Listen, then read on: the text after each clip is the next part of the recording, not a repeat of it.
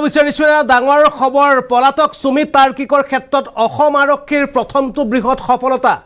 অসম আৰক্ষীয়ে বৃহৎ সফলতা লাভ কৰিছে সুমিত তাৰ্কিকৰ সন্দৰ্ভত যদিও সুমিত তাৰ্কিকক বৰ্তমান সময়লৈকে কৰায়ত্ব কৰিব পৰা নাই কিন্তু সুমিত তাৰ্কিকৰ সহযোগী দুই সহযোগীক আটক কৰিবলৈ সক্ষম হৈছে অসম আৰক্ষীয়ে আৰু এই মুহূৰ্তত জনাব বিচাৰিছো ডাঙৰ খবৰটো সুমিত তাৰ্কিকৰ সন্দৰ্ভত অসম আৰক্ষীৰ প্ৰথমটো বৃহৎ সফলতা প্ৰথমটো বৃহৎ সফলতা সুমিত তাৰ্কিকৰ ক্ষেত্ৰত সুমিত তাৰ্কিকৰ দুই সহযোগীক আটক কৰিছে অসম আৰক্ষীৰ এছআইটি বোকাখাতত আৰক্ষীৰ সহযোগত আটক কৰা হয় দুই যুৱকক আটক কৰা দুই যুৱকৰ নাম চন্দন নাথ শুভনজ্যোতি কুৰ্মী চন্দন নাথ আৰু শুভনজ্যোতি কুৰ্মীক ইতিমধ্যে আটক কৰিছে এছআইটিয়ে বিগত সপ্তাহত শুভনজ্যোতিৰ ঘৰত আশ্ৰয় লৈছিল সুমি আৰু তাৰ্কিকে এই কাৰ্যত চন্দন নাথে সহযোগ কৰাৰ তথ্য সুমিত তাৰ্কিকৰ সন্দৰ্ভত অসম আৰক্ষীৰ প্ৰথমটো সফলতা বুলি ক'ব পাৰি কিয়নো ইতিমধ্যে এছআইটি গঠন কৰা হৈছিল আৰু এছআইটি অনুসৰিয়ে এবাৰ এছআইটিয়ে সুমিত তাৰ্কিকৰ বিৰুদ্ধে তেওঁলোকে জোৰদাৰ তদন্ত চলাই ইতিমধ্যে দুগৰাকীকৈ যুৱকক আটক কৰিবলৈ সক্ষম হৈছে অন্যতম সহযোগী আছিল পলায়নৰ ক্ষেত্ৰত বা বিভিন্ন সময়ত সহায় সহযোগিতা আগবঢ়োৱা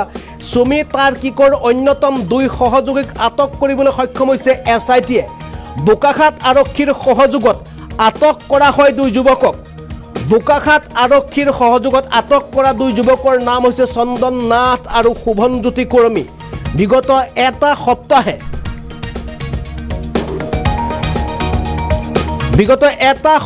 সপ্তাহে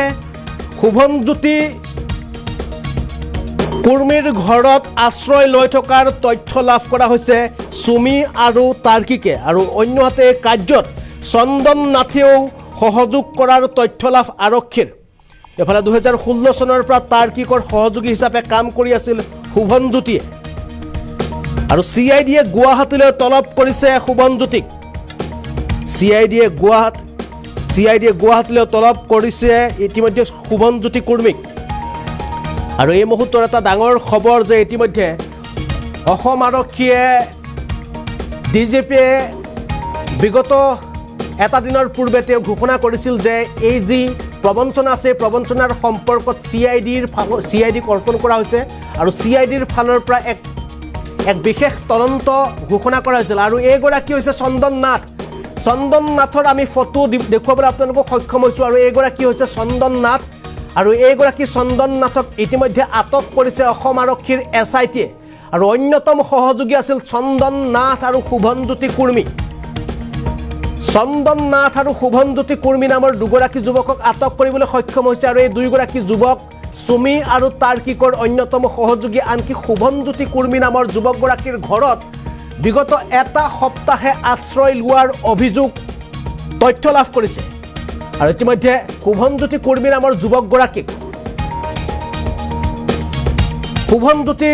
নামৰ যুৱকগৰাকীক ইতিমধ্যে এছআইটিয়ে গুৱাহাটীলৈ তলব কৰিছে আৰু তদন্ত আৰম্ভ কৰিব আৰু এই তদন্তৰ পিছতে জানিব পৰা যাব আচলতে সুমিত তাৰ্কিকে শেহতীয়া পৰ্যায়ত বা তাত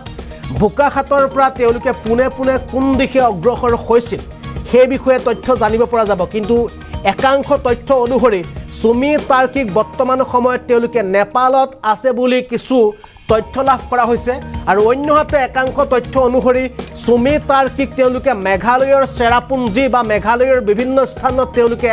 আশ্ৰয় লৈ থকাৰ তথ্য লাভ কৰা হৈছে আৰু সেই তথ্য অনুসৰিয়ে দেওবাৰে উৰেনিশা সুমিত তাৰ্কিকক বিচাৰি মেঘালয় আৰক্ষীৰ সহযোগত অসম আৰক্ষীয়ে তদন্ত চলাইছিল মেঘালয়ত কিন্তু সুমিত তাৰ্কিকৰ সম্পৰ্কত কোনো ধৰণৰ সম্ভেদ নাপায় অনুসন্ধানত তেওঁলোকক আটক কৰিব নোৱাৰি খালী হাতেৰে মেঘালয়ৰ পৰা উভতি আহিছিল অসম আৰক্ষী আৰু এইবাৰ এছআইটিয়ে তদন্ত কৰি দুগৰাকী যুৱকক আটক কৰিবলৈ সক্ষম হৈছে ইয়াৰে এগৰাকী যুৱক হৈছে শুভনজ্যোতি কুৰ্মী আৰু অন্যগৰাকী হৈছে চন্দন নাথ এই দুইগৰাকী যুৱক 2016 চনৰ পৰা তাৰ্কিকৰ ফটোগ্ৰাফৰ লগতে বিভিন্ন কাৰ্যকলাপত তেওঁলোকে সহযোগী হিচাপে কাম কৰি আছিল আৰু এই দুইগৰাকী সহযোগীৰ সৈতে সুমি বৰাৰ লগতে তাৰ্কিকৰ খুব ওচৰ সম্পৰ্ক আছিল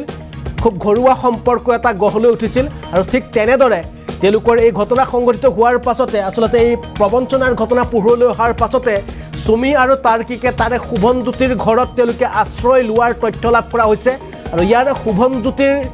ঘৰত আশ্ৰয় লোৱাৰ সময়ত চন্দন নাথ নামৰ যুৱকগৰাকীয়েও সহযোগ কৰাৰ অভিযোগ উত্থাপিত হৈছে আৰু শুভমজ্যোতি কুৰ্মী নামৰ যুৱকগৰাকীক ইতিমধ্যে গুৱাহাটীলৈ তলব কৰা হৈছে CIDৰ ফালৰ পৰা। CIDয়ে